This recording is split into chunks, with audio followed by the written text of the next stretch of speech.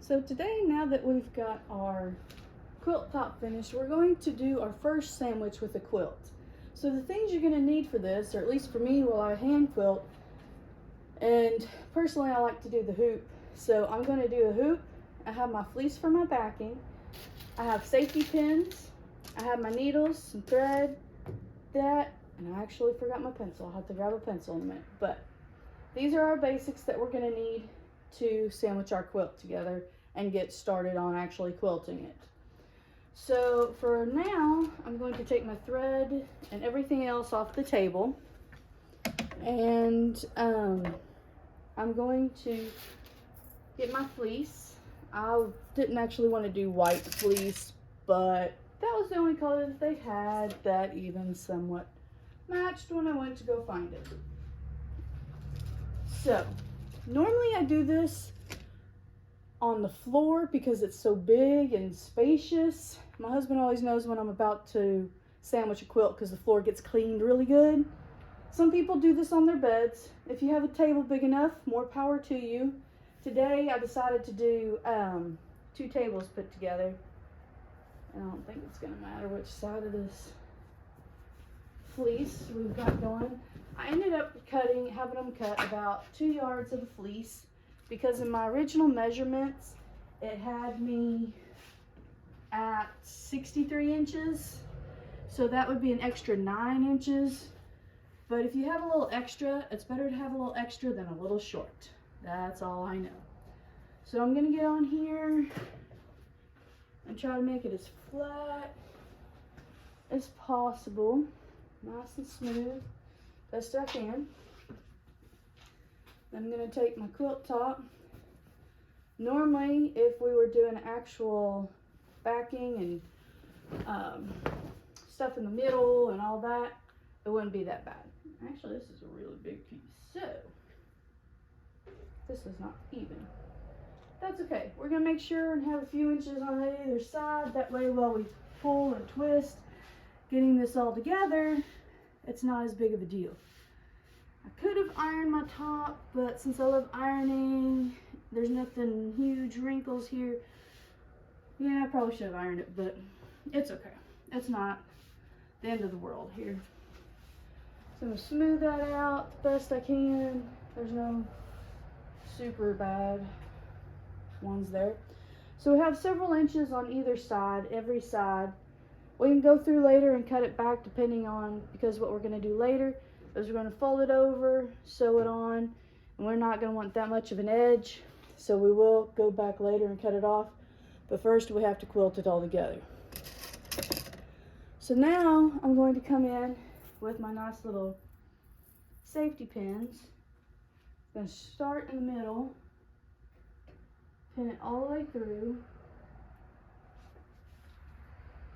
and we're going to go around periodically, make sure it's all pinned together good. No a whole lot of rhyme or reason to this, just to make sure it doesn't shift and move as little as possible. And sometimes the bigger quilts can get a little shifty, but usually they're not too bad.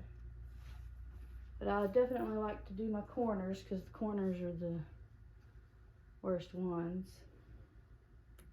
This is a really small quilt, so we're not going to worry too much.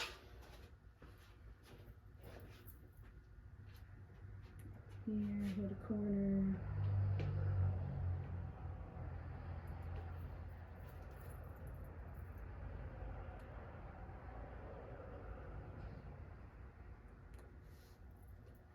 And get one right around here. Okay, so now we have it pinned together.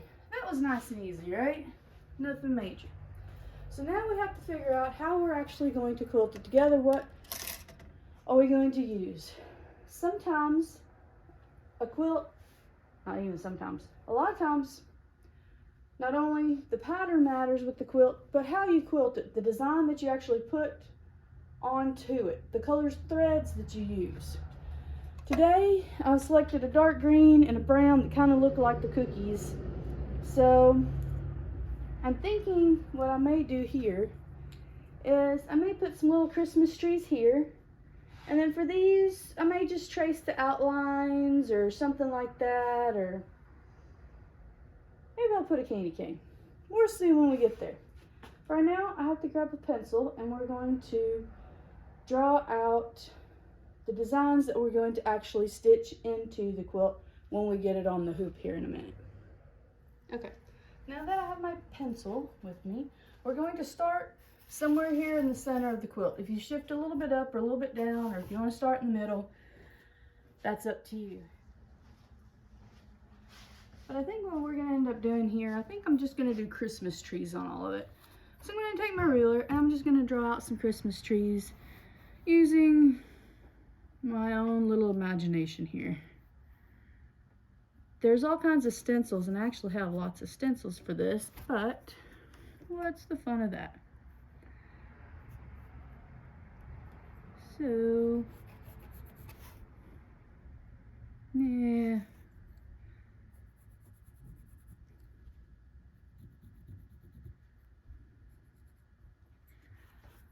And I'm gonna come over here.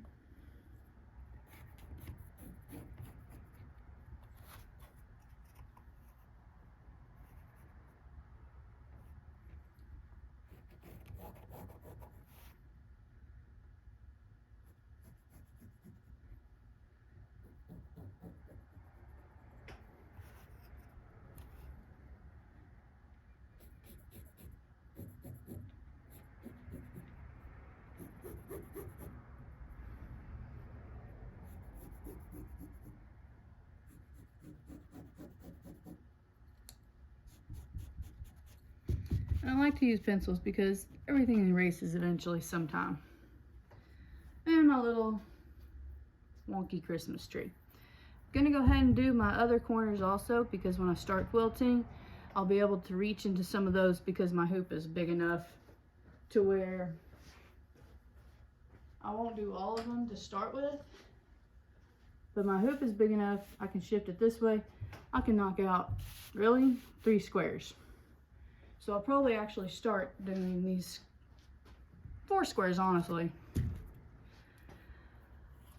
So we're gonna draw some more little trees, and actually we're gonna do this one a little bit different. Maybe make it look a little more like my little nieces and nephews haven't drawn the tree. So let's see what we can do here.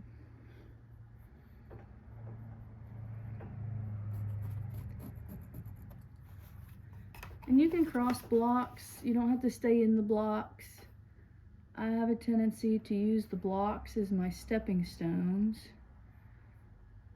for what I do.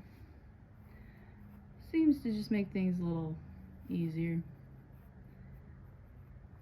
So, my trees are gonna look weird, and that's okay. This is just kind of an outline here of what I want to do.